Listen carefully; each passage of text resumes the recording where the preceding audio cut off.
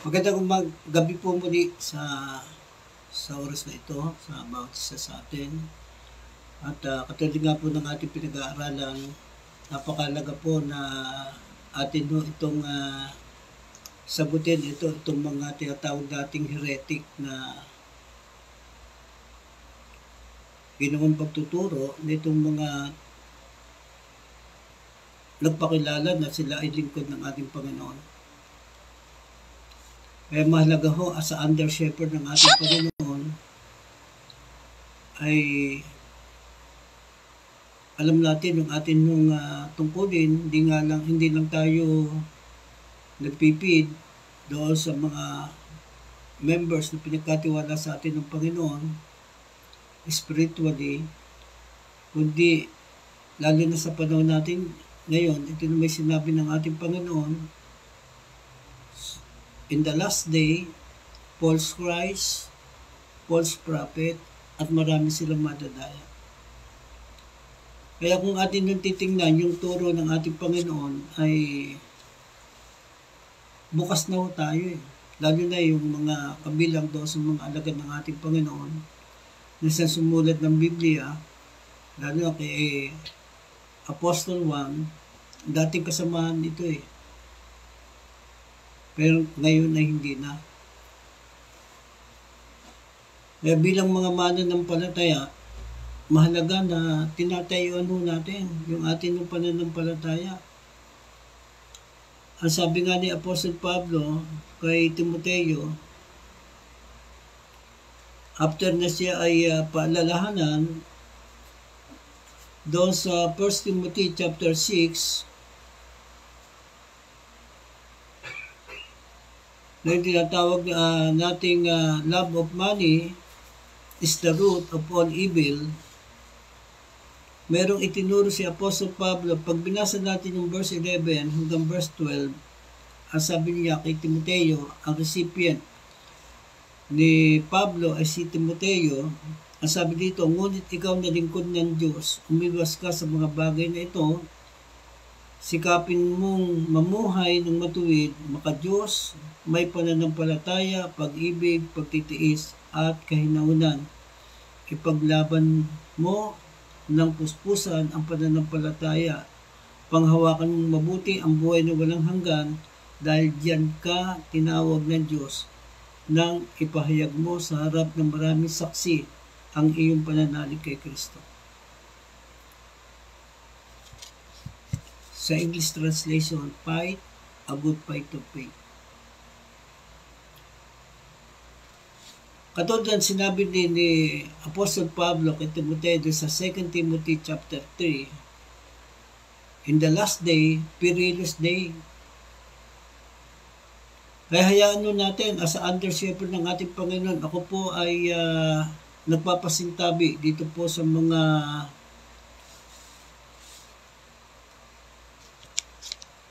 members ni Ginoong Ed Lapis.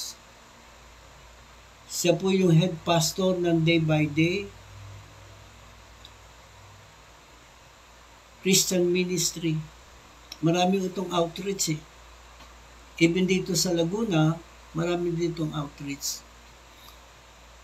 Ganun din sa kay Ginoong Roland Garcia ng Awakening Church. Sasagot lang ho ako. Ito yung opinion ko kasi even yung member na maraming mga churches ngayon, abay sinusundan ito si Pastor Ed Lapis eh. Kaya tayo nananawagan sa ating mga bishop, sa ating mga kapwa natin mga pastor, ay napakalaga ho na atin nung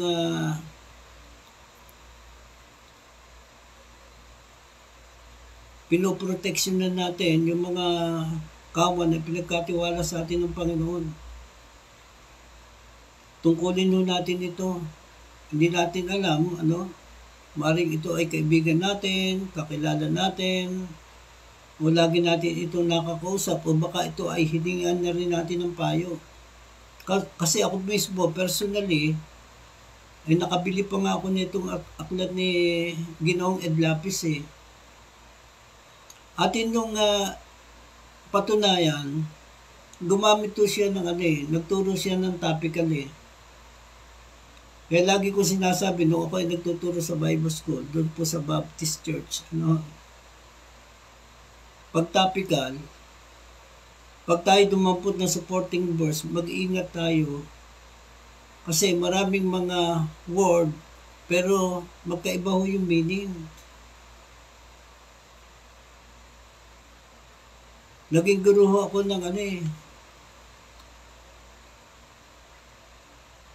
ng mga nag-aaral sa Bible School.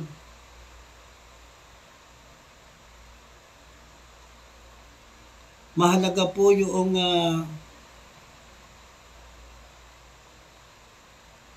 hermeneutical way, yung pamamaraan.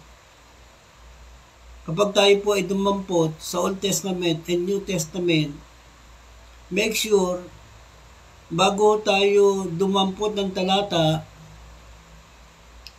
basahin nun natin yung whole context. Diyan ho maraming naliso sa pananampalataya dahil nga po doon sa kawalang ingat, doon sa mga itinuturo natin mula doon sa Biblia. Aralin mo natin. At kung kayo po ay bahagi doon sa kanyang mga member, ay suriin natin. Kung kayo po ay nakapag-aral ng Bible School, siguro na ituro sa atin sa hermeneutics na bago tayo magturo, maaaring ang ating way ng pamamaraan ng ating pagtuturo ay tinatawag nating topical, textual, biographical sermon, o yung expository. Para sa amin noon, napakainam mo kapag yung atin ng mga itinuturo ay ito ay sinuri ho muna nating mabuti. Kaya mahalaga po yung aalamin natin sino ba yung author, sino ba yung recipient o audience, ano yung layunin ng author, kung bakit ito isinulat,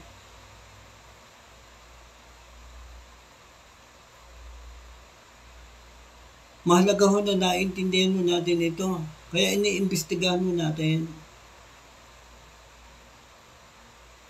Titingnan mo din natin kung ito ba ay yung atin nung ituturo, ito ba ay literal, ito ba ay symbolical, o ito ba ay tinatawag nating parable o metaphor.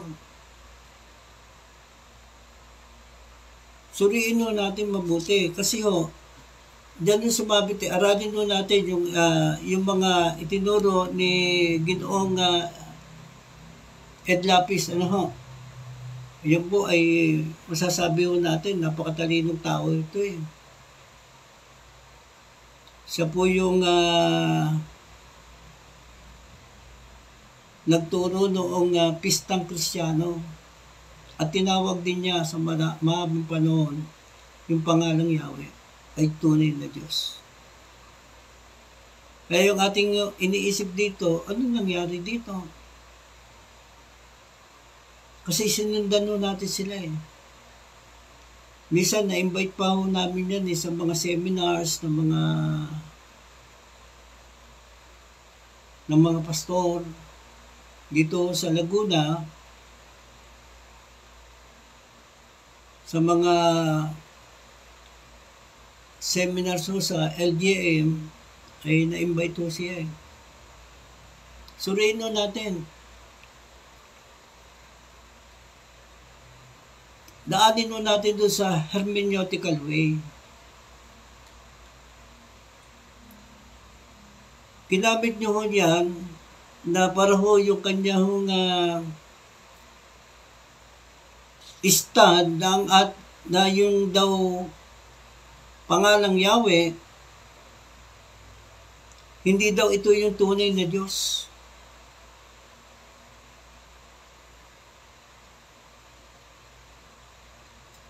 Ito daw ay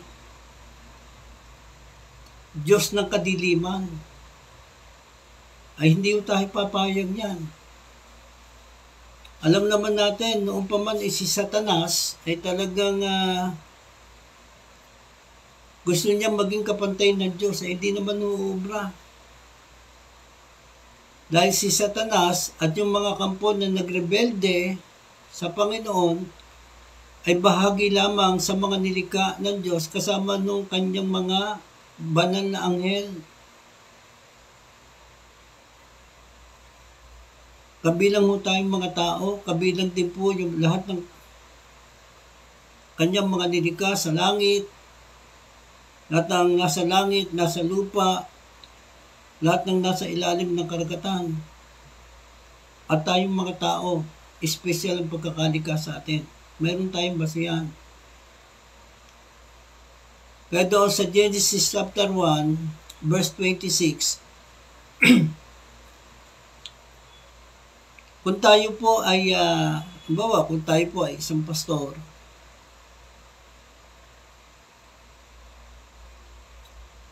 kapag tiningnan nun natin sa Hebrew,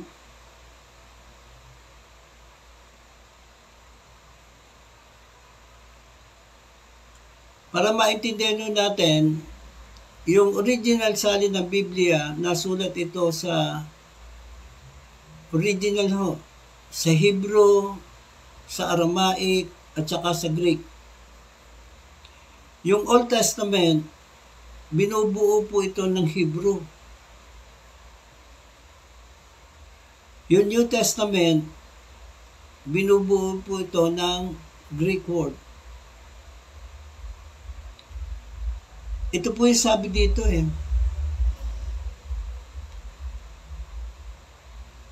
Pagkatapos sinabi ng Diyos, ngayon likain natin ang tao ayon sa ating larawan, ayon sa ating wangis.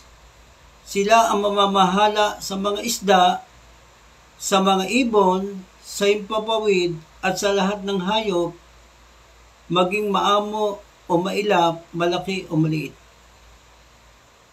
Dito magtataka ho tayo Ang sabi dito, pagkatapos sinabi ng Diyos, ngayon likhain natin ang tao ayon sa ating larawan, ayon sa ating wangis. Ginamit ito sa ditang plural. Plural intensive but singular in meaning. Patutunayan nun natin ito that there is one God na nahayag sa tatlong persona ng pagka-Diyos. Kaya-kaya ho natin itong patunayan. Hindi ho natin kinakailangan tayo po ay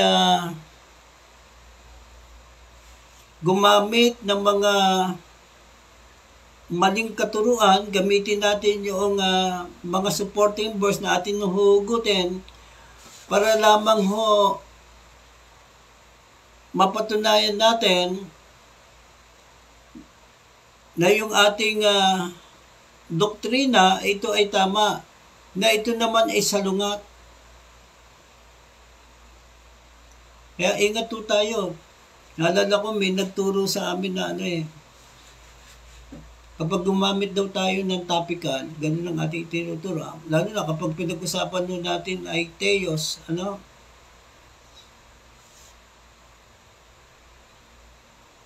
hindi uubra na sa isang kabanata may papaliwanag natin yung kabuuan ng Diyos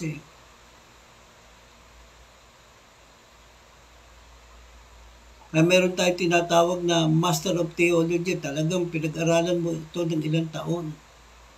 At lagi ko pinapaunawa, kung gusto natin makilala kung sino yung Diyos na makapangyarihan sa lahat, dapat ito ay pinatutunayan ng salita ng Diyos. Kaya napakalaga po yung God the Holy Spirit. Hindi ho natin kayang unawain yung kaisipan ng Diyos. Kasi yung ating kaisipan at ating kapamaranan, iba sa kaisipan at kapamaranan ng Diyos. Naintindihan niya ni Apostol Pablo, kapag binasa niyo yung 1 Corinthians chapter 1 and chapter 2, si Apostol Pablo na isang dalubhasa sa kautusan, isa siyang Pariseo, tapos sa paralan ni Gamaliel, naunawaan niya eh. Hindi sa pamagitan ng kanyang karunungan, kausayan sa kanyang pagtatalumpati, ang kanyang itinuturo lamang ay walang iba, si Jesucristo at yung kanyang kamatayan.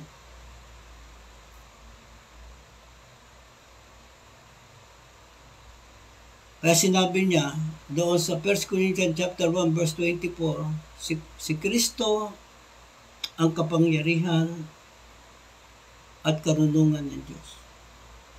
Hindi ko sila nagkakahiwalay.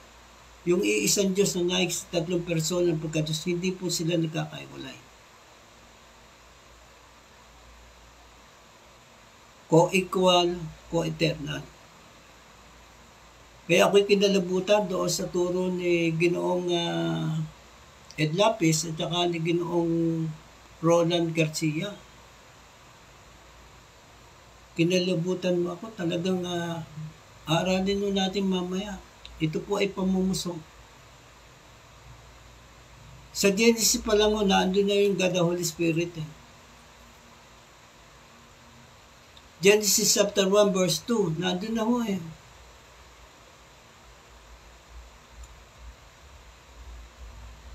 Ang sabi dito, tingnan nyo, nang pasimula inilikha ng Diyos ang langit at ang lupa. Ang lupa ay walang hugis o anyo, dilim ang bumabalot sa kalaliman at kumikilos ang Espiritu ng Diyos. Capital letter E. Sa Greek word ay pneuma.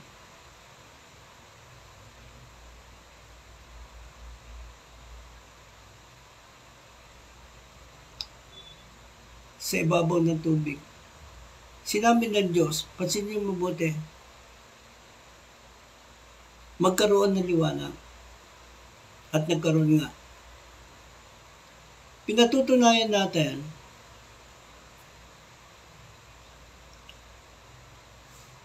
na ang ating Creator, na lahat ng bagay na nasa langit, lahat ng bagay na nakikita natin sa lupa, kasama na dito yung mga puno, halaman, yung mga hayop, maging tayo ng mga tao, ang lumikha sa atin ay yung Diyos na makapangyarihan sa lahat. Kaya yung Creator natin, sa Hebrew ay Elohim. Plural intensive, but singular in meaning. Ang Biblia ho, nagturo maraming Diyos, even si Moises. Kaya kapag inaral natin, yung tinawag na Diyos, small d, ito po yung mga hukom, ito yung mga pinuno. Sa panahon ng ating Panginoon, John chapter 10, nung nagpakilala ang ating Panginoon, ako at ang Ama ay isa, babatuhin siya ng mga Hudyo ng mga dalubhasa sa kautusan. Doon binanggit ang Panginoon, yung mga tagapagtulong ng kautusan, mga Diyos is small letter D.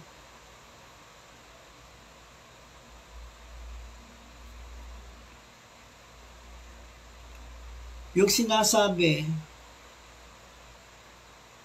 ni Ed Lapis at itong si Ginoong Roland Garcia, ito po ay isang malaking kasinungalingan. Patutunayan nyo natin, kung kayo po ay may Biblia, o kung kayo po ay member, pasintabi po, hindi po ako galit sa inyong pastor, galit ako doon sa diablo Kasi sa pasimula pa, gusto niya maging kapantay ng Diyos. Ngayon, pinapalabas yung pangalan ng Diyos, yung tunay na Diyos. Abay, ikinakabit sa pangalang Yahweh. Hindi ho tayo papayag. Tayo po mga mananampalataya. Naituro yan ni Ginoong Eddie, ni Ed Lapis eh.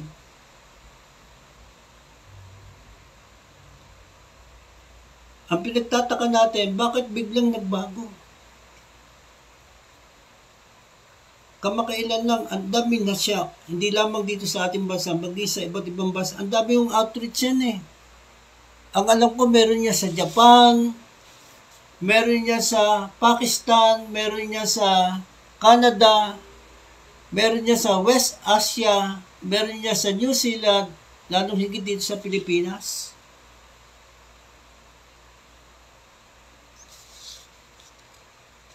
Ako, kung tatanungin niyo po ako, hindi po ako galit sa ito po mga leader na ito. Hindi po ako galit eh. Galit po ako din sa Diablo eh. Sa totoo lang. I-expose natin. O sundan natin. Kung kayo po ay nag-aral ng Bible School, kung nakuha natin sa atin nung pagtatapos ng pag-aaral natin, bahagi ito sa subject nyo, yung hermeneutics. Ang ibig sabihin ng hermeneutics, simple lang ho, para maintindihan na how to understand the Bible adequately. Ang ibig sabihin naman ho ng homiletics, how to teach, kapag ginamit natin sa pagtuturo, katulad ng Ginoong Ed Lapis at itong si Ginoong Roland Garcia, teaching ang kanyang ginamit eh. Kaya tayo pinag-iingat. Sabi ni Santiago chapter 3, pinag-iingat to tayo. Ang laki ng ating pananagutan. Make sure na sigurado natin yung ating tinatayuan. It is legit. Patignan nyo natin yung sa Amos. Ito po yung kanyang, siguro napanood niyo na po ito eh. Sasagutin lang mo natin. Pag sinabi yung hermeneutical way, ina-exegete natin ito, bahagi sa ating pag-exegete, inaalam natin sino ba yung author. Katulad dito sa Aklat ng Amos,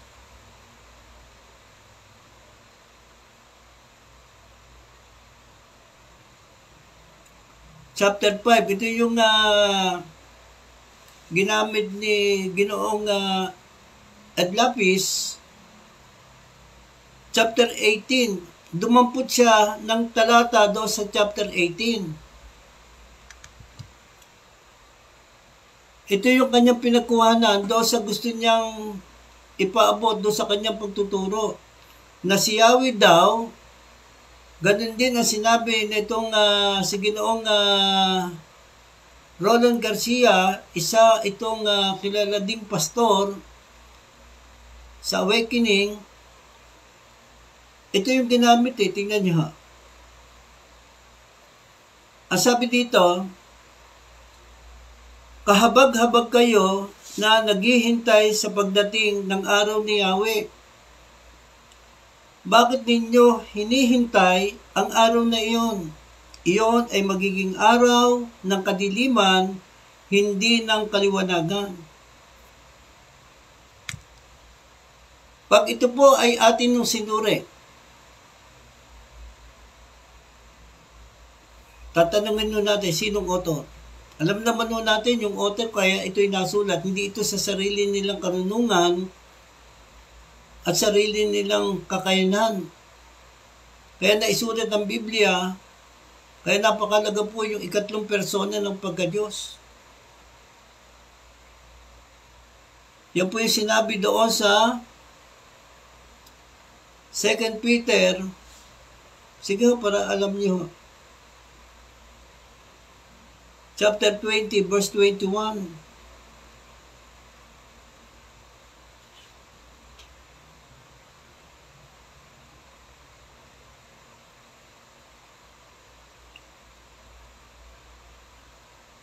Ang sabi po dito, 2 Peter chapter 2, verse 20 hanggang verse 21. Ang sabi dito,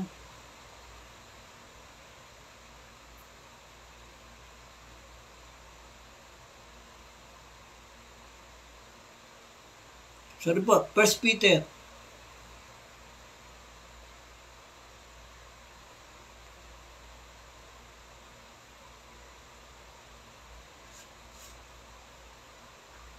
Ang sabi ko dito,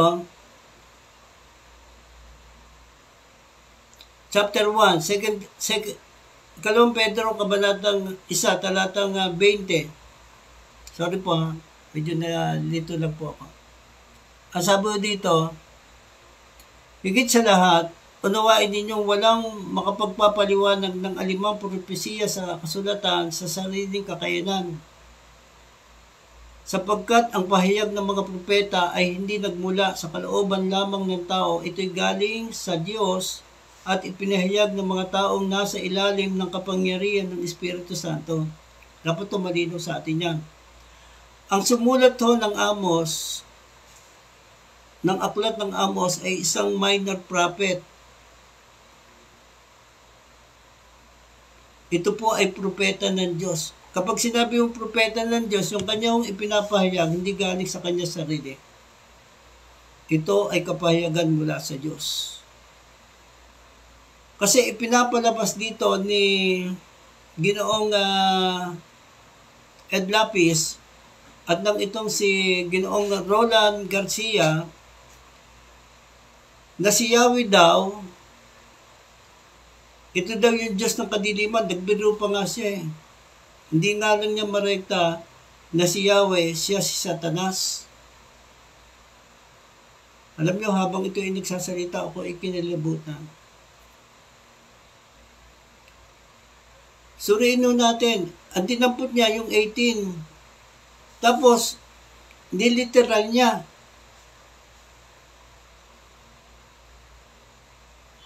Kaya, sinabi niya, si Yahweh, hindi daw ito yung tunay na Diyos. Ang sabi dito, kahabag-habag kayo na naghihintay sa pagdating ng araw ni Yahweh, bakit ninyo hinihintay ang araw na iyon? Iyon ay magiging araw ng kadiliman, hindi ng kaliwanagan. Niliteral. Yung araw ni Yahweh, ito po yung araw ng judgment. Sino po recipient ni Amos? Kaya dapat to binabasa ho natin yung kabuuan para maintindihan natin kung sino si Yahweh. Titingnan nun natin yung dinampot nila si 14 verse sa New Testament. Alam niyo kanyang dinampot? Wrong context. Kaya nakakatakot yung topical eh. O tingnan nyo, basahin nyo natin sa verse 1. Ganun doon sana. Siguro tayo po lahat, nakaranas tayo sulatan. Di po ba?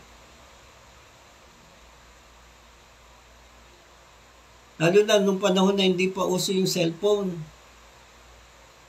Ang ating komunikasyon, para maipabot natin yung ating nung mensahe, ginagamit po natin yung letter. Kahit sa ibang bansa. Di po ba alam natin kung sino sumulat? Tama po ba? Halimbawa, sinulatan tayo ng ating magulang o sinulatan tayo ng ating asawa. Kayo po ba nakaranas, nagbasa kayo na sulat, ang binasa nyo kalagitnaan lang? At ang binasa nyo yung bandang una o kaya yung bandang huli. Hindi nyo binasa yung whole context. Di po ba mahalaga binabasa natin yung whole context? Kaya yung ipinaparatang ni Ginoong Ed Lapis, susuriin natin kung sino si Yahweh. At ano yung intention kung bakit ipinahayag ng Panginoon kay Amos, sino recipient? Mga Israelita po. Tingnan niyo po yung, basahin natin ng yung whole context. Sabi dito, Mga taga-Israel, pakinggan ninyo ang panaghoy kong ito tungkol sa inyo. Nabuhal ang Israel at di na makakabangon, nakahandusay siya at sa kanya'y walang tumutulong. Sinabi ng Panginoon Yahweh, sa 1,000 kawal na inatasan ng isang lungsod, 100 ang makakabalik. Sa 100 namang inatasan ng isa pang lungsod, ang makakabalik ay 10 na lamang. Ito pa ang sabi ni Yahweh sa mga taga-Israel. Lumapit kayo sa akin at kayo mabubuhay. Huwag kayong pumunta sa Bethel upang humingi ng tulong. Huwag kayong pumunta sa Beerseba sapagkat ang mga taga-Gilgal ay tiyak na mabibihag at ang Bethel ay mawawalan ng kabuluhan. Lumapit kayo kay Yahweh at kayo'y mabubuhay. Kung hindi bababa siyang parang apoy sa mga anak ni Jose, susunugin ang Bethel at walang makakasugpo sa apoy na ito. Kahabag-habag kayo na nagkait ng karunungan at yumuyurak sa karapatang ng mga tao. Nilikha ni Yahweh ang Pleiades at ang Orion, tinatakda niya ang araw at ang gabi. Ito po si Yahweh, pag-aralan mo mabuti. Tinipon niya ang tubig mula sa karagatan upang huling ibuhos sa sangkalupaan. Yahweh ang kanyang pangalan. Kaya po ba yan ng dyablo?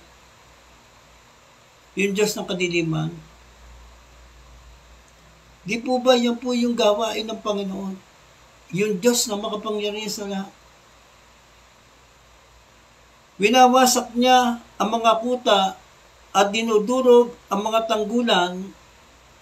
Namumuhi kayo sa naninindigan sa katarungan at hinahamak ang nagsasabi ng katotohanan. Iyan ang paabot ni Amos mula sa kapahayagan ni Yahweh. Ang sabi dito, namumuhi kayo sa naninindigan sa katarungan. Yan ang kalalagayan ng mga Israelita. At hinahamak ang nagsasabi ng katotohanan.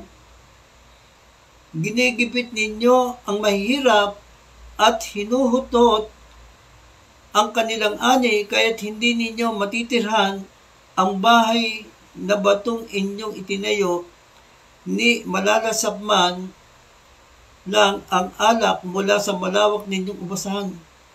Alam po kung gaano karami ang inyong ginawang kasamaan. Listen, ito si Yahweh.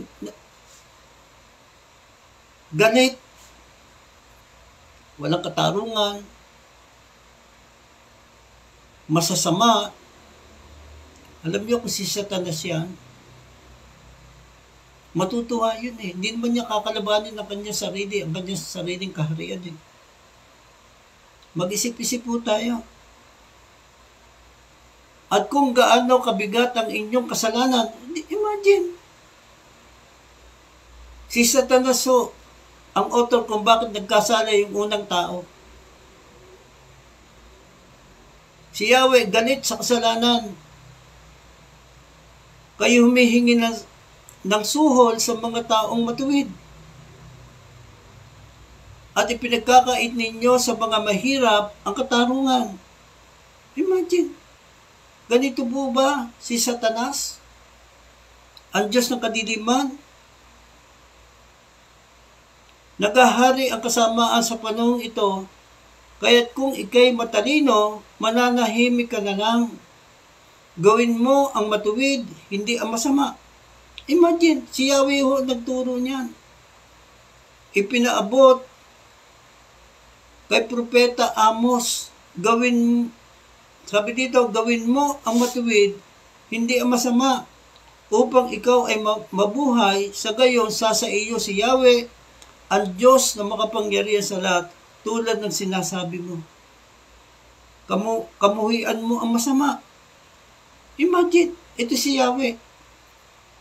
na nagpaabot ng mensahe kay Propeta Amos. Ang sabi niya, kamuhian mo ang masama, ibigin mo ang mabuti, pairalin mo sa mga hukuman ang katarungan. Baka sakaling kahabagan ni Yahweh ang matitirang buhay sa lahi ni Jose. Kahit sinasabi ni Yahweh, ang Diyos na makapangyarihan sa lahat. Listen, si Yahweh, ang Diyos na makapangyarihan sa lahat. Si Satanas mo, si iba ay makapangyarihan sa lahat. Angel lang siya. Bahagi sa nilikha ng ating Panginoon. Dating Lucifer. Kahit sinabi ni Yahweh, ang Diyos na makapangyarihan sa lahat, ang Panginoon, maririnig sa mga lansangan ang mga pagtangis at ang mga paghinagpis sa mga liwasan, pati ang mga magsasaka ay makikidalamhati kasama ng bayarang tagaiyak. May mga pagtangis sa bawat ubasan sapagkat darating na ako sa inyong kalagitnaan. Pag inaral natin yung context, full context, si Amos ho kinausap ng Diyos, binigyan ng kapayagan para sa mga Israelita. Nang mga panahon noon, sila namumuhay na sa lungkot sa Diyos. Karumaduman yung kanilang ginagawa. Walang katarungan, namumuhay sa kasamaan, hindi lumalakad sa katotohanan.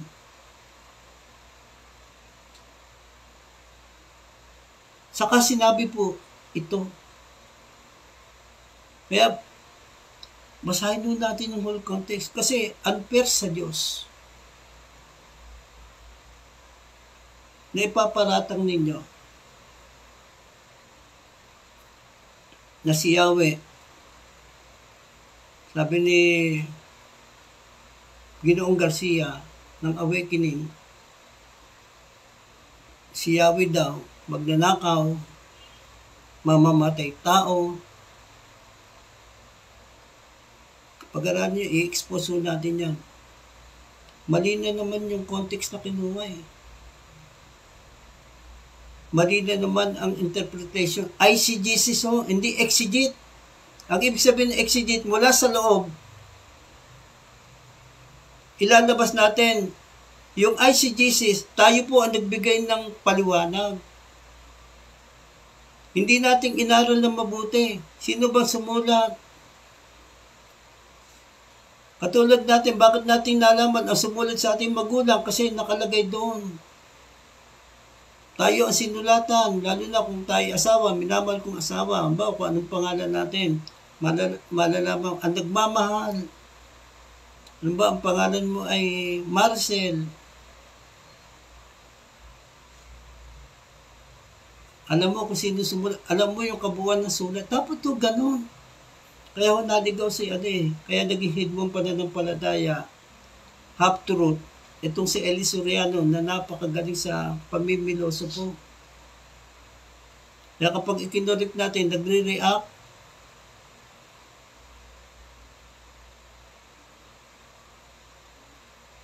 Hindi ho tayo magtataka. Saka ho binanggit yun. Kaya saka ho binanggit, kahabag-habag kayo, naghihintay sa pagdating ng araw ni Yahweh. Bakit ninyo hinihintay ang araw na iyon? Iyon ay magiging araw ng kadiliman, hindi ng kaliwanagan. Niliteral niyo ito eh. Yung puot ng Diyos.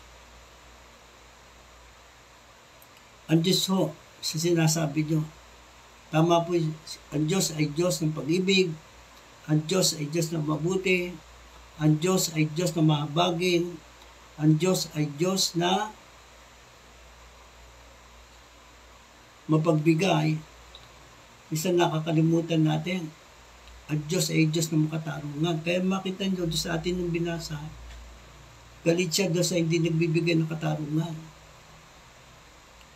Galit siya doon sa naniningil ng suhol. Galit siya doon sa salungat sa katotohanan. Ganyan baga ang diablo.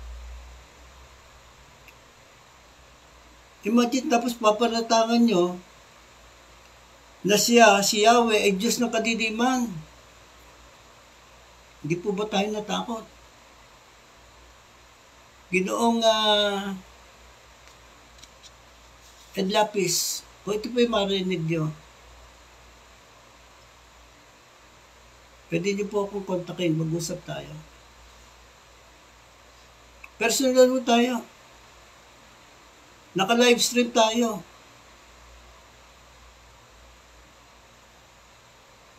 Kaya yung dinampot nyo, kaya kong patunayan na heretic. Yung doktrina ninyong itinuturo, false doctrine.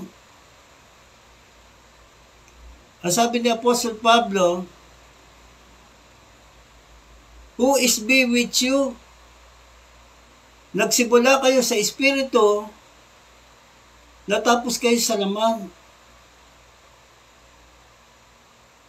Lahat ng inyo pong inistan, malinaw ko sa amin eh. Lalo na kung nakakaintindi tayo ng hermeneutics. Iimbestigahan mo natin ito. Sino sumulat? Si Propeta Amos. Yung kapahayagan niya galing sa Diyos. Sino sinulatan? Mga Israelita. Bakit sinulatan?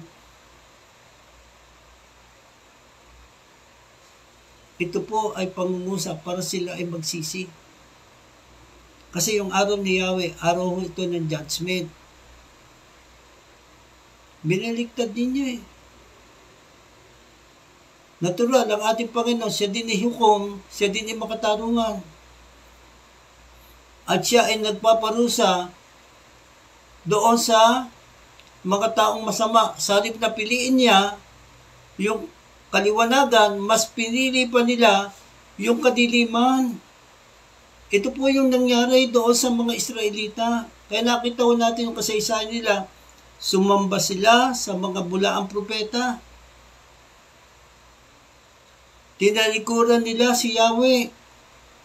Sa halip na sila makinig doon sa mga propeta ng Diyos na pinapahayagan ng Panginoon, ang pinakinggan nila, mga false prophet. Kaya mga Israelita, nagkaligaw-ligaw. Meron pa ho kayong isang binanggit. Sepanyas. Sige ho, yan naman yung inyong nasundan eh. Lalo na yung mga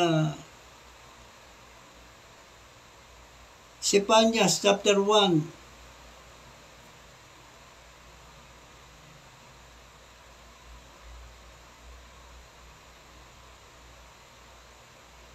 Verse 14 to 15. Ito po yung binanggit dito. Malapit na ang dakilang araw ni Yahweh. Binanggit na naman yun. Malapit na ang dakilang araw ni Yahweh. At ito'y mabilis na dumating kapaitan. Ang dulot ng araw na iyon, maging ang matatapang ay iiyak ng malakas. Iyon ay araw ng puot, ligalig, dalamhati, araw ng pagkasira at pagkawasak, araw ng kadiliman at kalungkutan, araw ng maitim at makakapal na ulap. Imagine, ito yung pinagbasihan na naman. Di po ba, kapag ginamit natin yung hermeneutical way, babasahin nun natin lahat. Tama po ba? Hindi lang tayo dadampot, katulad ni Eli Soriano. At yung mga ibang hidwang pananampalataya, dumadampot lamang ng isang verses, ito ay suporta doon sa kanilang doktrina na kanila ipinaglalaban. Kaya pag binasa natin yung kabuang sulat, nakikita natin masasagasaan yung kanilang doktrina. Inilalantad po yan ng Panginoon. Si Jesus Christ ho. Siya po yung salita.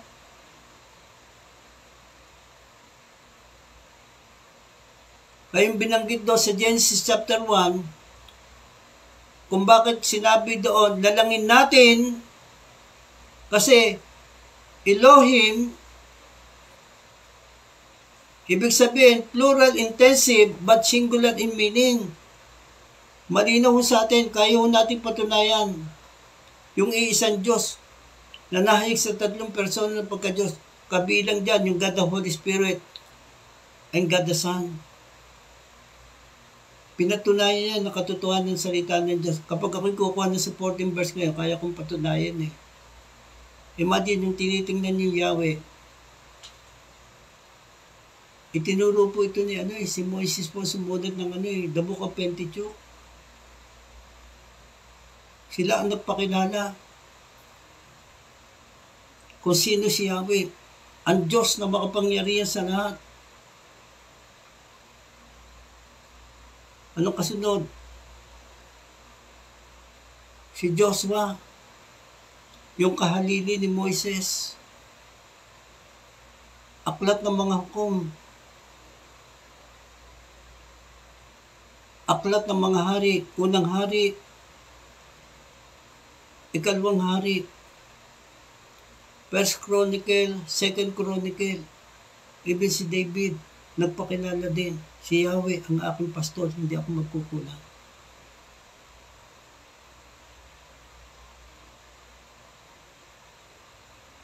Patunayan niyo ito. Kaya pala, yung Marcionism, hindi naniniwala doon sa Diyos ng Old Testament.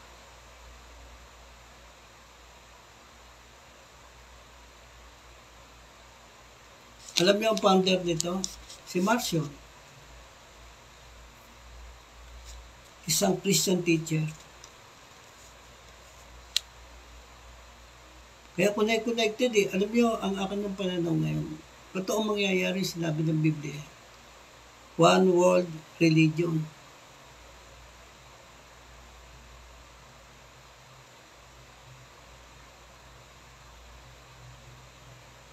Imagine tinawag nyo si Yahweh ay Diyos ng kadiliman.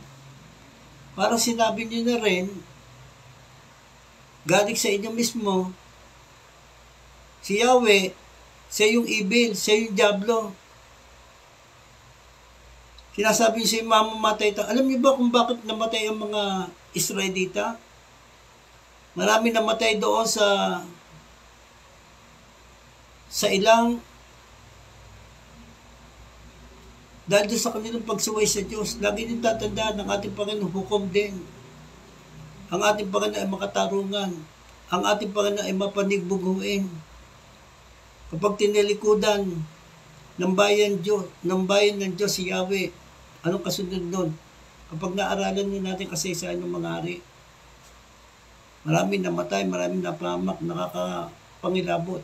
Bakit to? Kasi sa sobrang hirap na kanilang mga naranasan, sobrang gutom na kanilang naranasan, dahil tinalikudan nila si Yahweh. Even yung anak nila kinakain. Karumanduman. Kasi pinili natin kung minsan yung tayo ay magkasala. Hinakap natin yung kadiliman, sa halip na inakap natin yung kaliwanagan. Sinabi na mismo yan ng ating Panginoon eh. Si Jesus mismo nagsalita.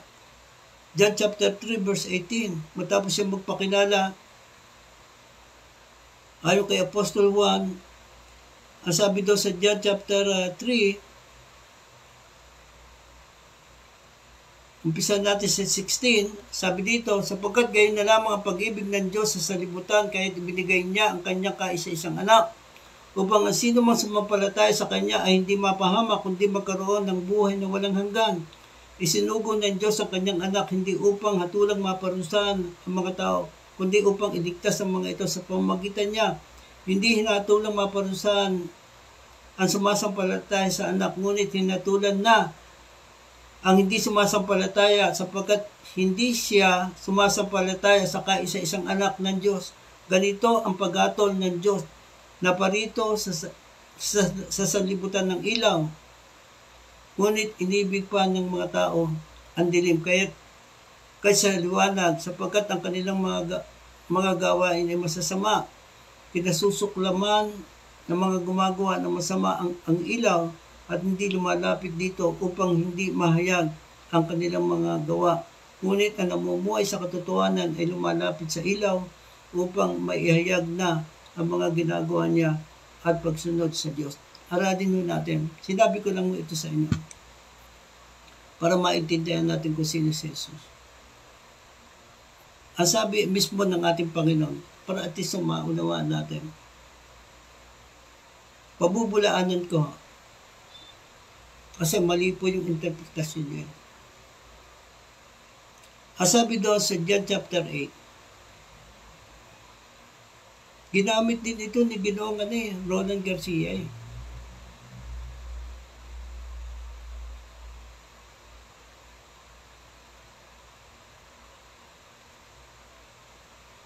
John chapter 8, binanggit niyo yung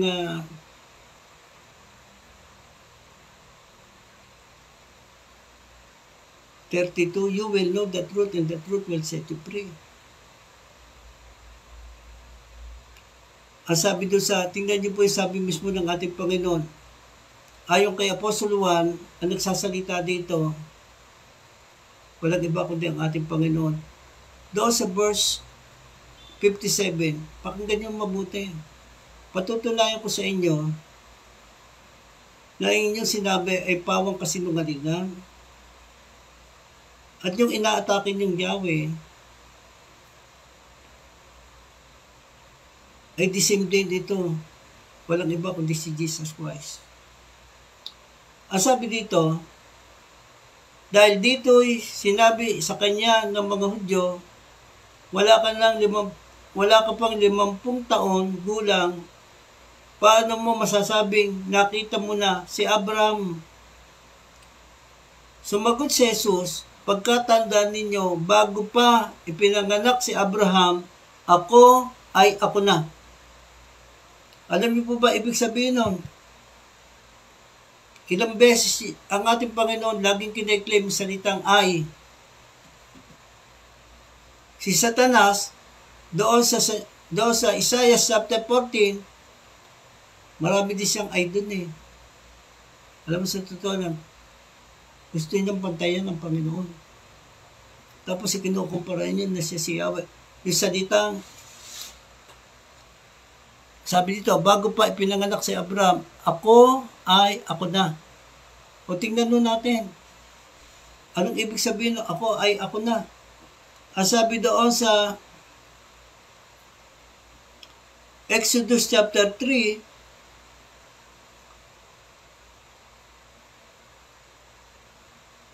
umpisan nun natin to sa verse 13.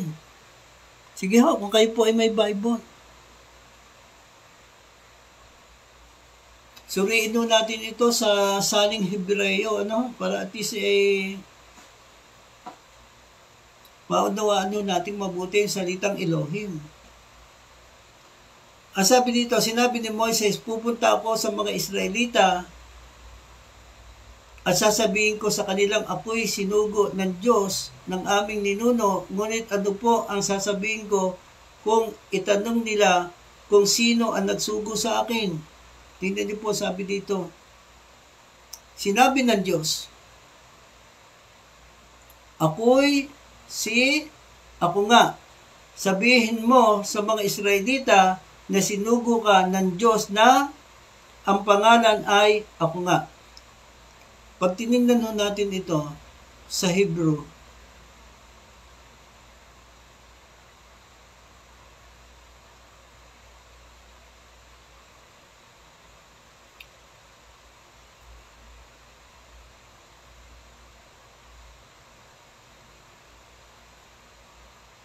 ang sabi dito,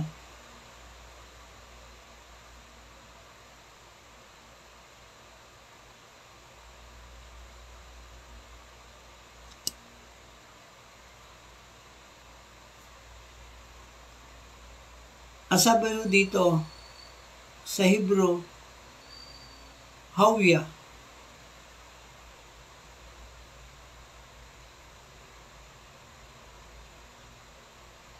Mahalaga ho. Inuunawa ho natin itong mabuti. Kasi, yung Diyos na pakilala, ang sabi kay Moses, sabihin mo, Sabi dito, at sinabi ng Diyos kay Moises, ako yaong ako nga. At kanya sinabi, ganito ang sasabihin mo sa mga anak ni Israel, sinugo ako sa inyo ni ako nga. Sinabi ni Jesus yan eh.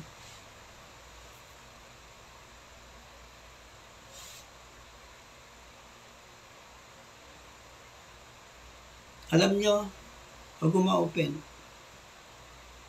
nung sinabi nyo na si Yahweh,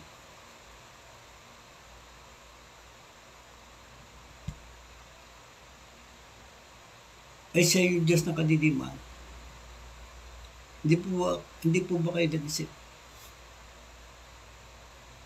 Imagine pagkukuha nyo ng context ng mga talata, salong nga todo sa konteksto eh. Yung inyong pagpapaliwanag. Hindi nyo po ba sinuri? O umasa tayo matalinong tao, kilala tayong tao. Hindi naman nakukuha sa ganun eh. Kasi Apostol Pablo, isang abogado yan eh. Master of the law. Bahagi siya doon sa mga pinuno sa synagogue. Siya po dati ay si Saul,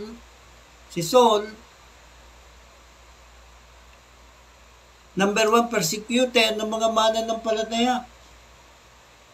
Pero na na-encounter niya personally ang ating Panginoong Kristo, pansinin niyo po yung kanya sinabi doon sa 1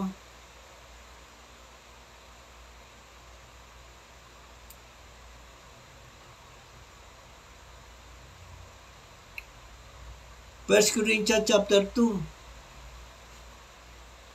verse 1.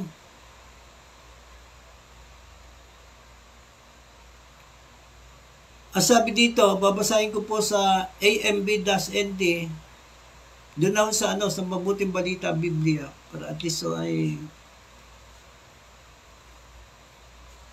ito po yung pagkakasabi dito.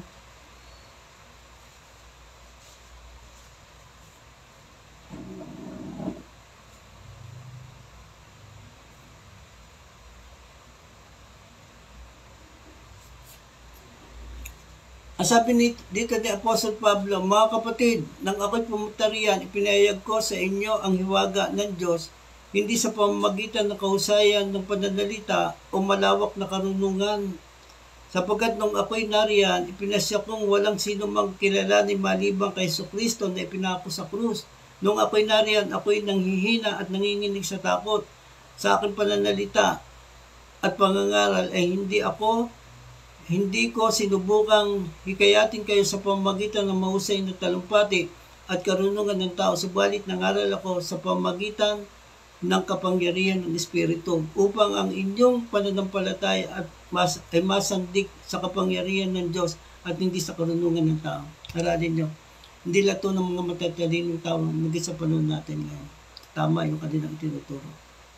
Kahit mga nakilalang lingkod ng Diyos. Sorry to say. Mag-isip-isip po tayo. Imagine,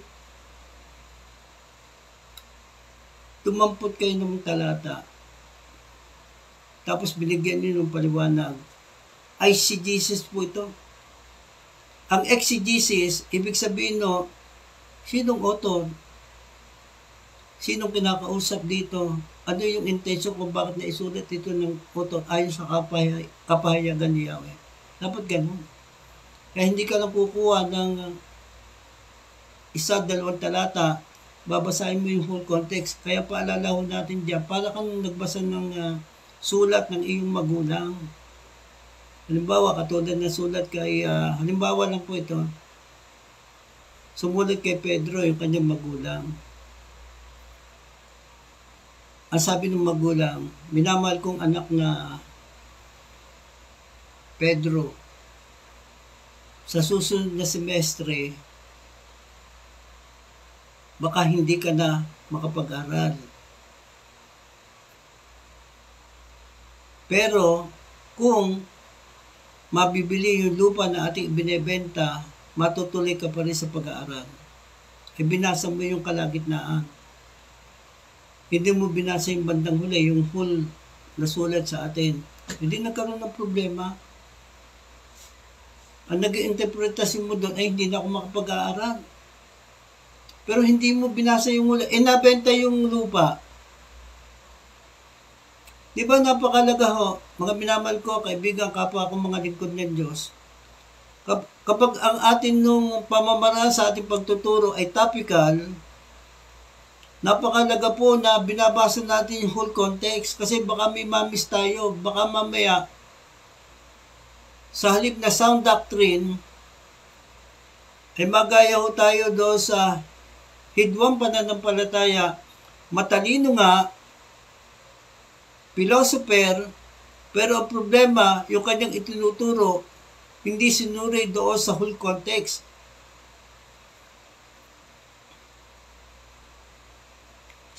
O prove it. O pwede niyo akong kontakin. Gusto niyo, nakalive tayo eh. Patunayan niyo yung mga verses na inyong hinugot, na itinuro niyo sa maraming mga tao. Ito ay sound doctrine. At patutunayan ko sa inyo ng inyong mga hinugot ng mga talata ay salungat doon sa whole context, salungat doon sa katotohanan. Judgment ho yun. Aralin ho natin yung Sepanyas. Balikan ho natin para at least dito tayo susuriin ho natin yung whole context. Para hindi ho tayo maligaw. Para hindi ho tayo malayo sa katotohanan. Kasi ang kinuwang verses para mapatunayan niya na itong Yahweh daw na ito, sabi nila, yung Panginoong Yahweh, ay ito daw ay Diyos ng kadiliman. Hindi re-refer nyo kay Satanas. Si Satanas, gustong-gusto niya maging kapantay ng Diyos.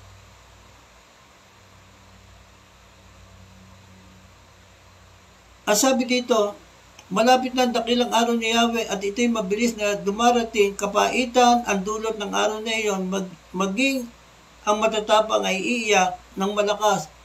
Iyon ay araw ng puot, ligalig at dalambati, araw ng pagkasira at pagkawasak, araw ng kadiliman at kalungkutan, araw ng maitim at makakapal na ulap. Basahin niyo po yung whole context. Ito po yung whole context.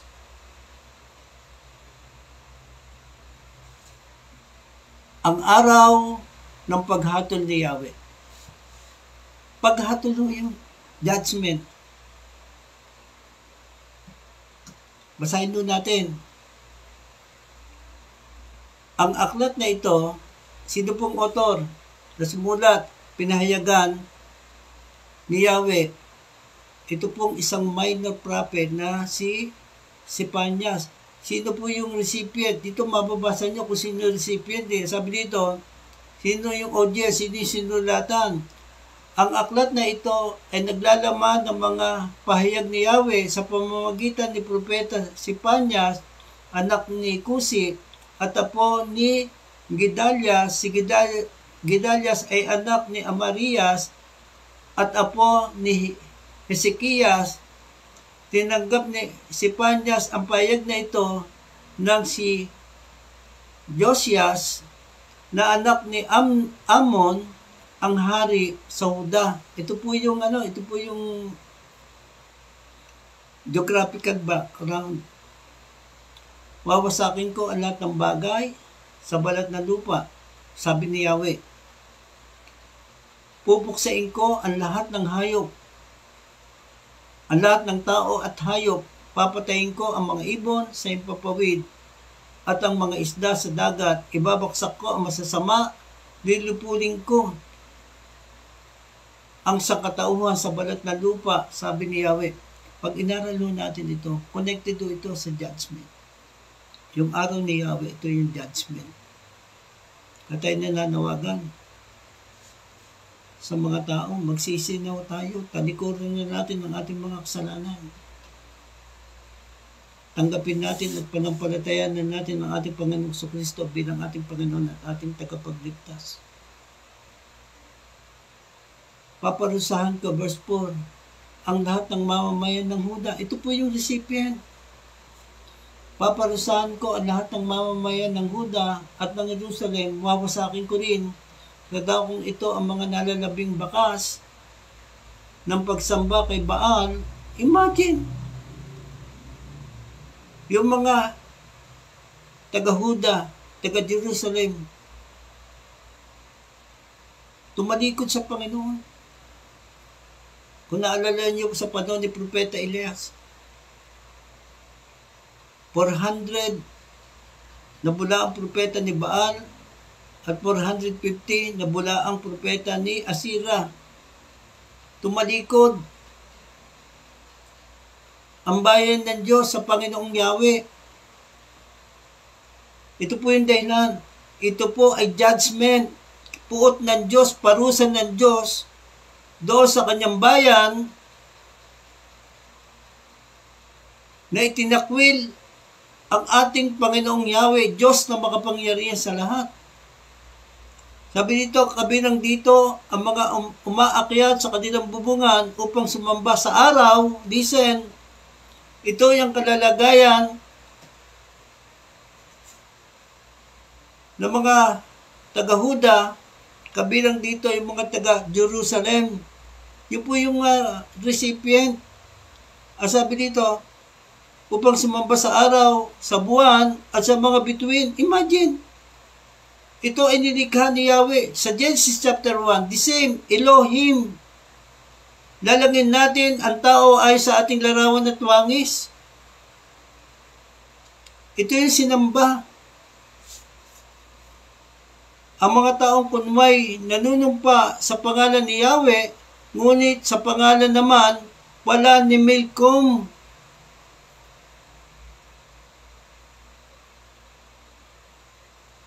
Dapat sana matuwa ang Diablo kung talagang siya si Yahweh. Di ba? Kakampi niya ito Pero napupuot ang Diyos. Napupuot si Yahweh. Silang mga tumalikod na sa paglilingkod kay Yahweh at hindi na humihingi ng patnubay sa Kanya.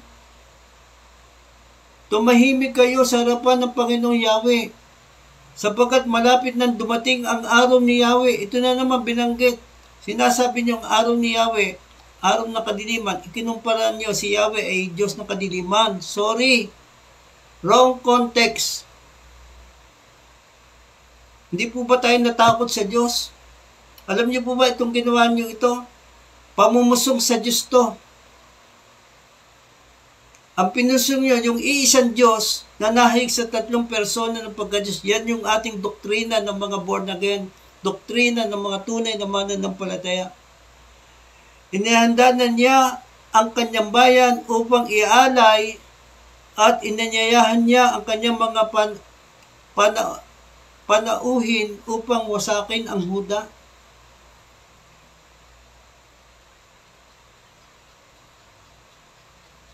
Ulitin ko huli. Sabi dito, tumahimik kayo sa harapan ng Panginoon Yahweh. Pasensya na ho, medyo bulo-bulo pa ako.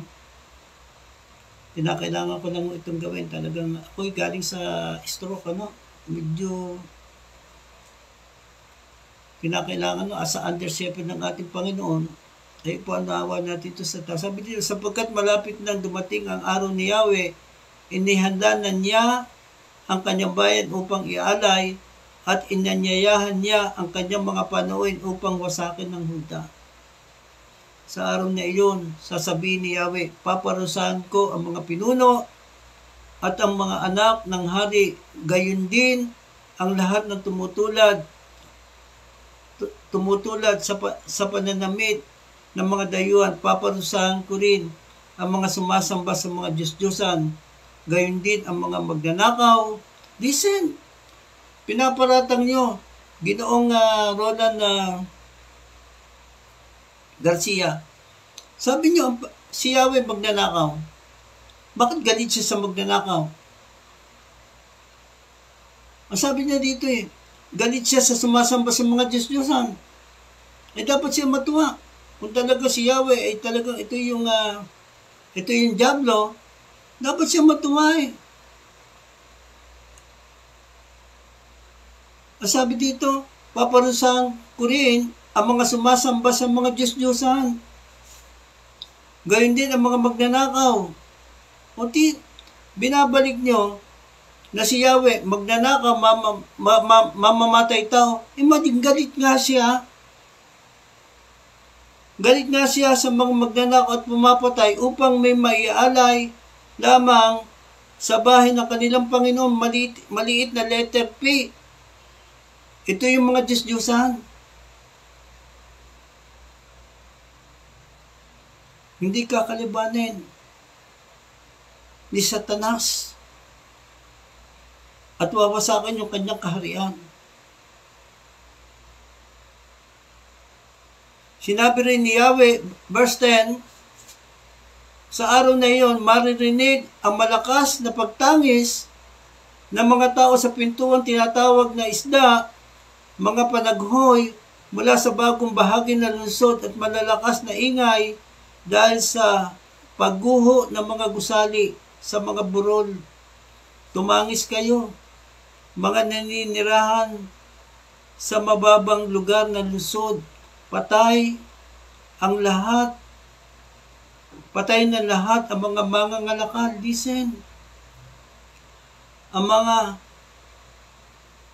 nagtitimbang ng pilak ay wala na. Sa panahong iyon ay gagamit ako ng ilawan upang halugugin ang Jerusalem. Paparusahan ko ang mga taong labis na nagtiwala sa sarili at nagsasabing si Yahweh ay walang gagawin para sa ating ikabubuti o ikakasama. Verse 13, sasamsamin ang kanilang kayamanan at sisirain ang kanilang mga bahay. Magtatayo sila ng mga bahay, ngunit hindi nila matitiran. Magtatanim sila ng mga ubas, ngunit hindi sila makakatikim ng anak nito. Saka po sinabi ito, Ginoong Ed Lapis, hindi po ba tayo natakot sa Diyos? Naturingan tayo, napakatalinong tao. Nakilala ho kayo ng mga mananampalataya. Nagbigay kayo ng magandang turo para lumagot, lumalim ang mga mananampalataya dahil maraming naniwala sa iyo. Kasi yung inyo pong itinuturo dati ay hindi salungat doon sa katotohanan. Hindi salungat sa salita ng Diyos. Si Jesus ay yung salita. Kasama na siya ng Diyos sa pasimula pa. Kaya nga yung lalangin natin kasama doon si Jesus. Yun ang sinabi niyong Yahweh.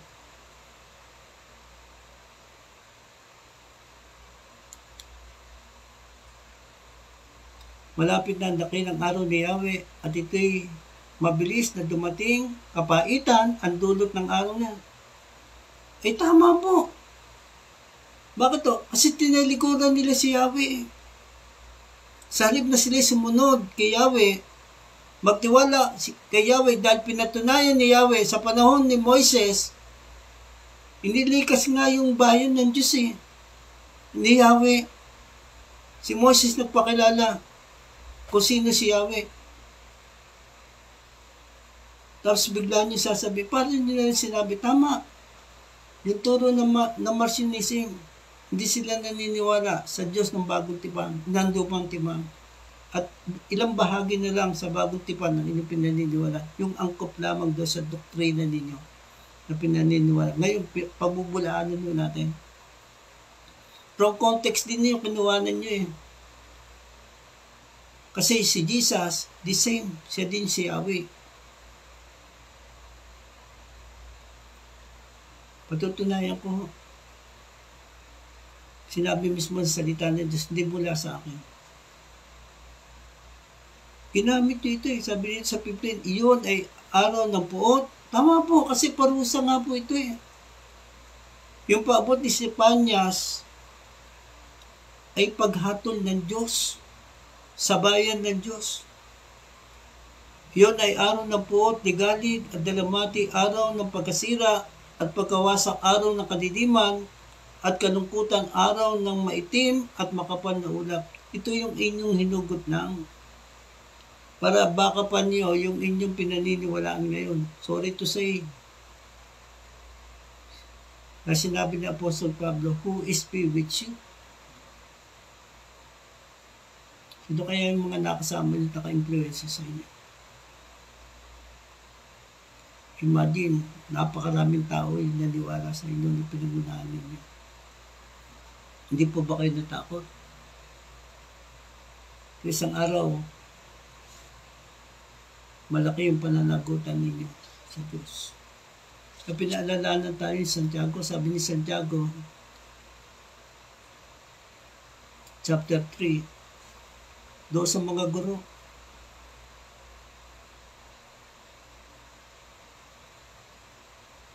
ang sabi dito, mga kapatid, hindi dapat na maging guro ang marami sa inyo dahil alam ninyo na tayong mga nagtuturo ay hahatulan na mas maigpit kaysa iba. Make sure. Mga minamahal ko, kapwa ko lingkod ng Diyos, stand or pray to the Lord intentionally and fight a good fight of faith. Yung inyo pong turo heretic. Kayo naman siguro nakabasa din ng sulat sa inyo ng magulang nyo nung hindi pa uso yung social media.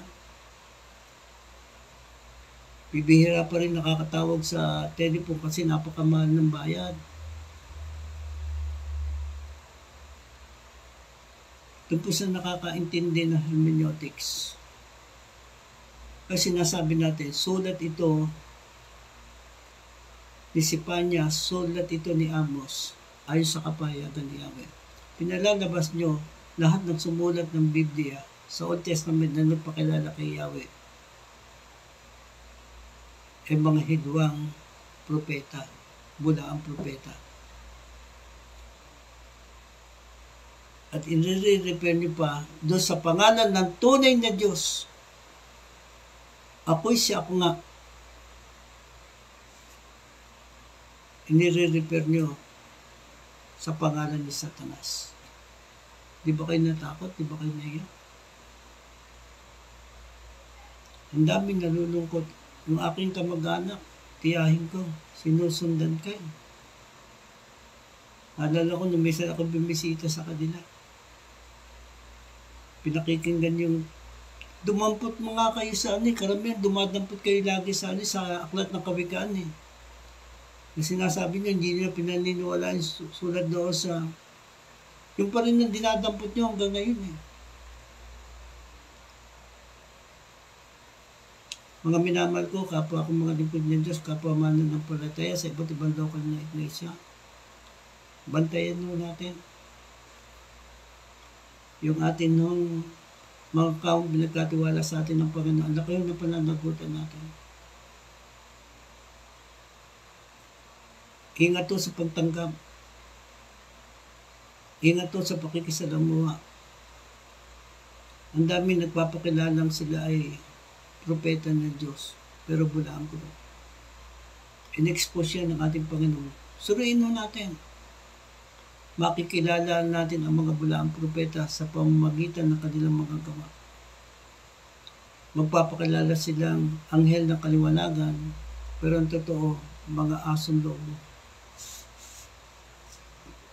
Sa unang mabait, suriin natin ang kanilang mga gawa. Nobody's perfect. Suriin natin. Sa aking kapwa lingkod, wag basta-basta tatanggap. Lalo na kung ito ay sabihin natin, abay, tighter yan Alam nyo ba, baka mamaya sila ay dinisiplina. Hindi nagpa-disiplina. Ako'y nananawagan kung meron pa samahan dito ng mga ng atin yung mga ginagaling natin mga bisyo. May sinabi yung Panginoon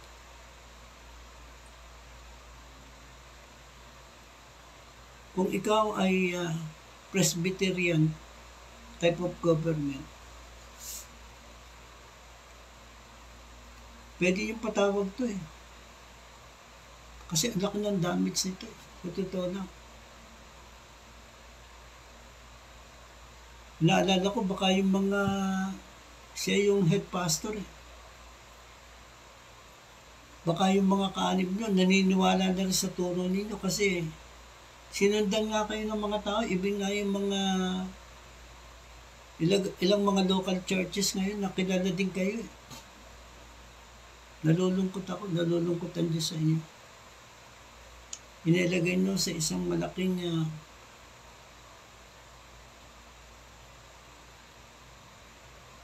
kahihiyan ng Panginoon.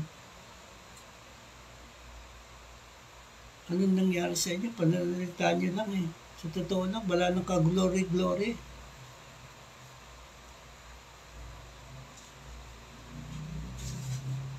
Nakita nyo na ba sa salamin ng inyong sarili kapag kayo nagsasalita?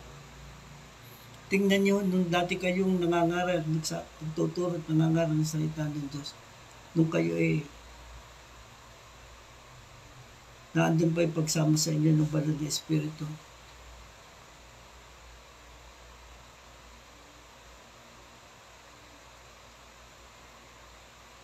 In the last day. Sabi nga ni Apostol Juan. Ito po sabi ni Apostol Juan eh.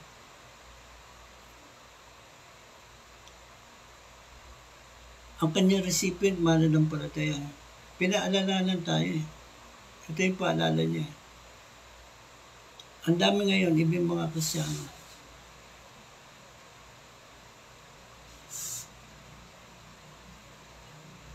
Katulad ng sinabi ni Apostle Pablo, huwag na kayong makiayos sa takbo ng mundong ito. Mag-iba na kayo at magbago ng pag-iisip. Ang sabi naman kita nyo ito ha,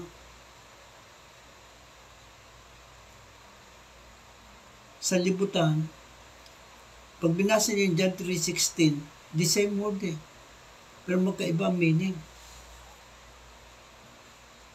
Ginamit nyo yung salitang kadiliman eh. Pero hindi nyo inisip, bakit kaya, ano kaya ibig sabihin nun? Puot? Paghatol ng Panginoon? Hindi nyo sinuri kasi hindi nyo binasa yung whole context eh. Ang sabi dito, huwag ninyong ibigin ang salibutan o ang mga bagay na nasa salibutan, ang umiibig sa salibutan na hindi umiibig sa Ama. Ang lahat ng nasa salibutan, ang masasamang nasa ng laman, ang nasa ng mata, lust of the flesh, lust of the eyes, at ang pagmamalaki sa mundong ito ay hindi nagmumula sa Ama kundi sa salibutan. Mawawala ang salibutan at ang lahat ng kinahumalingan nito. Bakit to kaya? Kasi pupugdawan ito sa pamamagitan ng apoy. Aaralin natin sa susunod.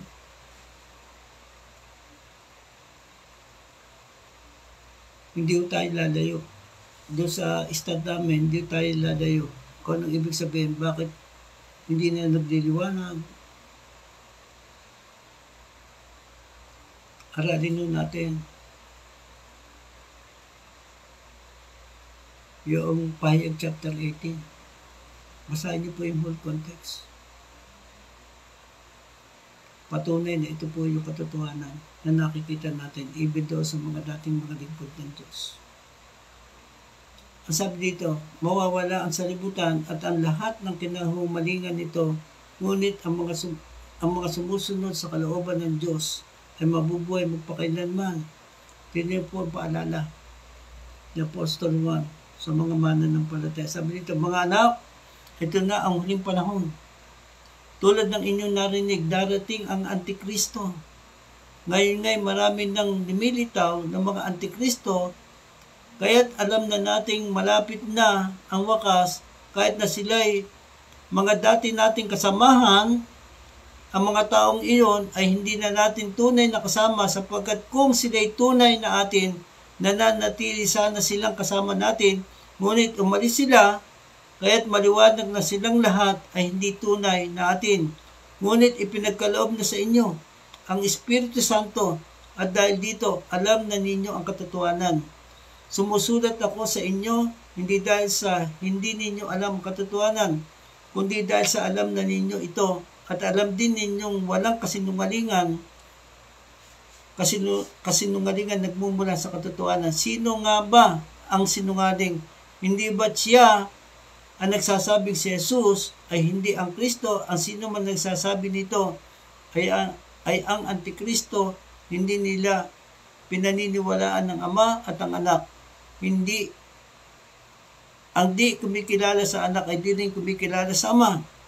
Kapag kinilala nino man ang Anak, kinilala rin niya ang Ama. Kaya nga po, sa atin ng pananampalataya, pag kinilala natin ang Ama, kinilala din natin yung Anak. Kinilala din natin yung God the Holy Spirit. The same, kapag kinilala natin yung God the Son, yung isang Diyos na naik sa tatlong persona ng pagka-Diyos, kinilala din natin ng Ama, kinilala din natin yung God the Holy Spirit. Kapag kinilala natin yung God the Holy Spirit, kinilala din natin yung God the Son and God the Father. Kaya nga full house, yung inaatake niya ngayon Elohim Plural intensive, but singular meaning. Pakinggan niyo mabuti. Sana kahabagan pa kayo ni Yahweh. Kahabagan pa kayo na nagsabi, ako'y siya, ako na. Ang sabi doon sa Mateo, ang lakas ng loob mo. Hindi kita matawag ng pastor, sa totoo lang. Pwede, bayarang pastor. Ang sabi dito sa Mateo chapter 12, ibig si Jesus, pinagsabihan siyang si Beelzebul. Sinabihan niya si Yahweh na siya ang diablo, siya yung Diyos ng kadidima. Ito ang sinabi dito, si Jesus mismo. Pinagsabihan ng mga dalubhasa sa kautusan.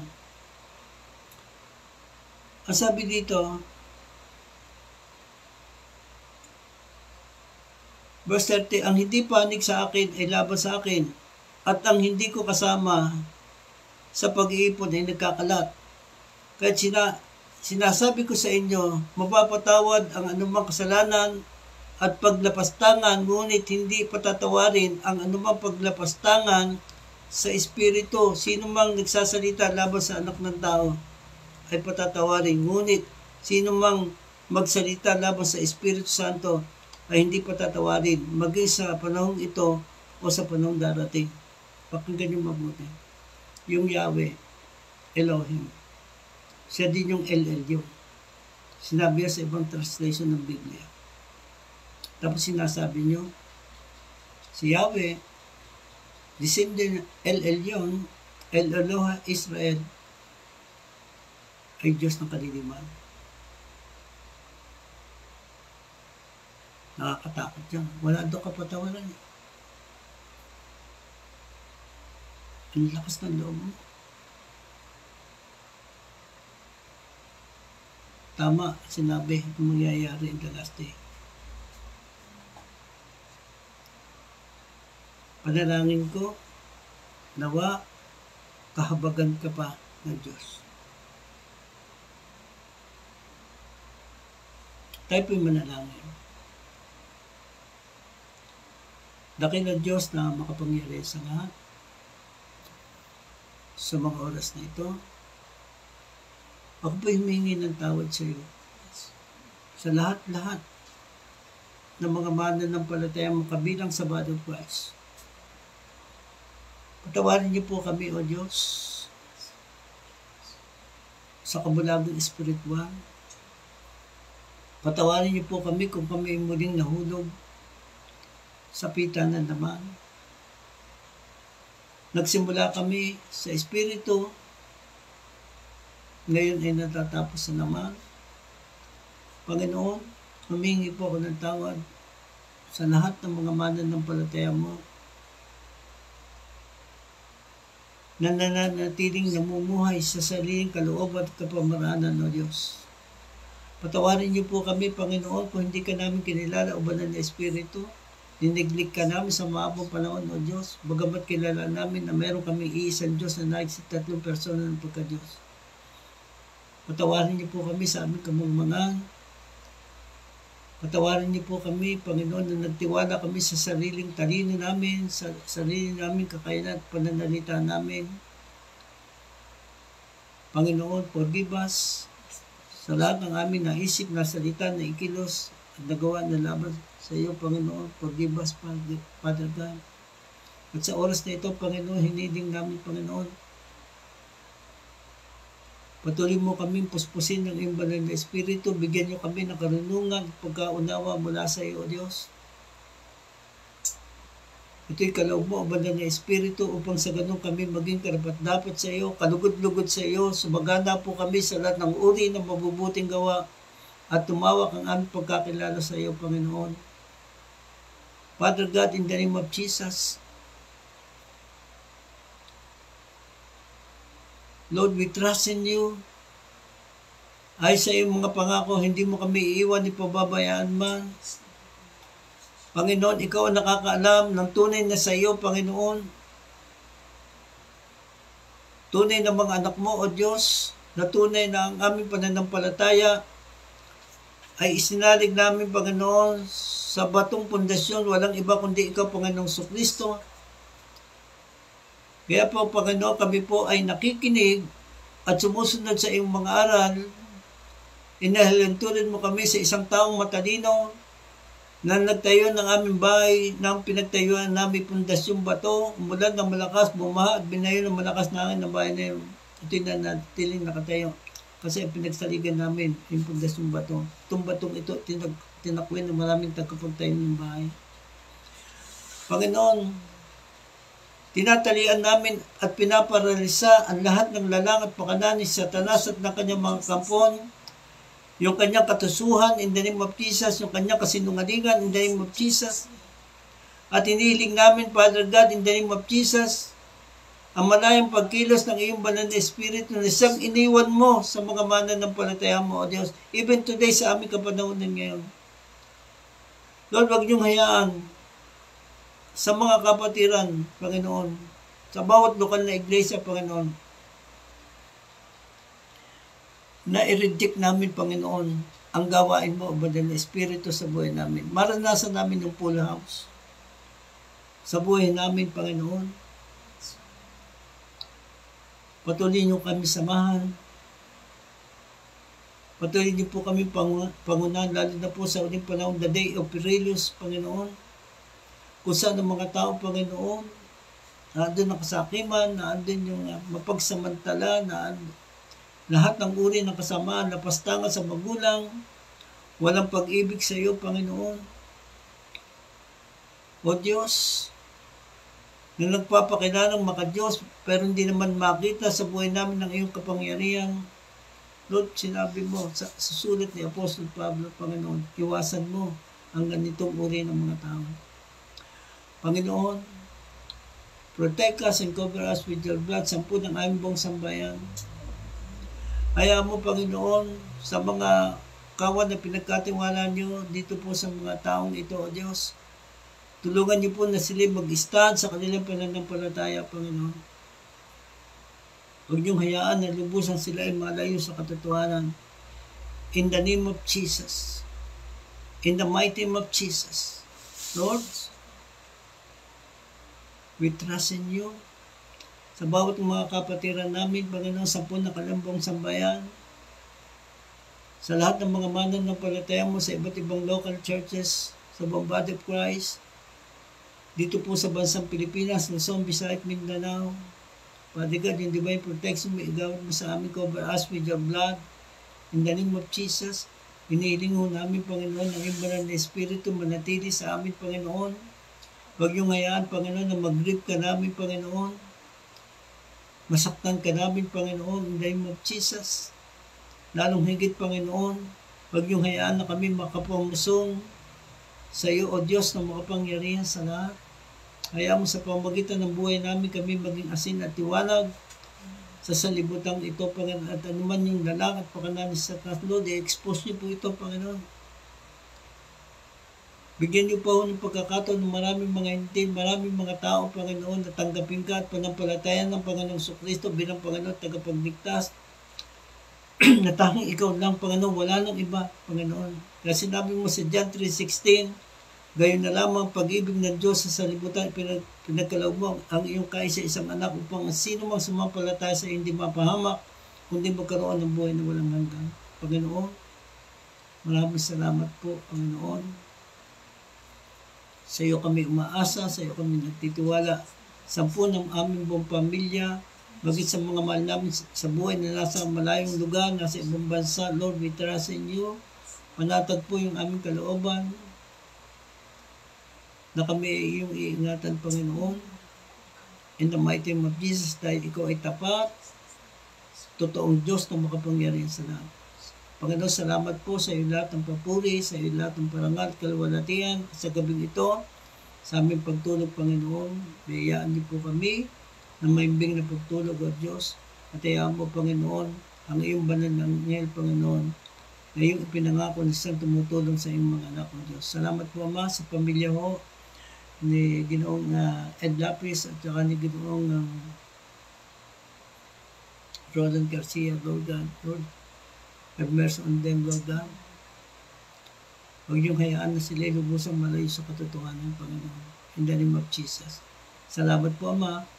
Ito po ang aming samot dalangin sa makapangyarihang pangalan ni Jesus. Lahat tayo magsabi ng Amen and Amen. To God be all the glory. We love you and God bless you all. Kung tayo po ay napagpala sa aral na ito, huwag po tayong matakot, huwag po tayong maduwag. Yung po daw duwag at takot, impyerno ang pupuntahan natin. Yan ang sinabi ko sa Payag chapter 21 verse 8. Tapos, nagsasara ako.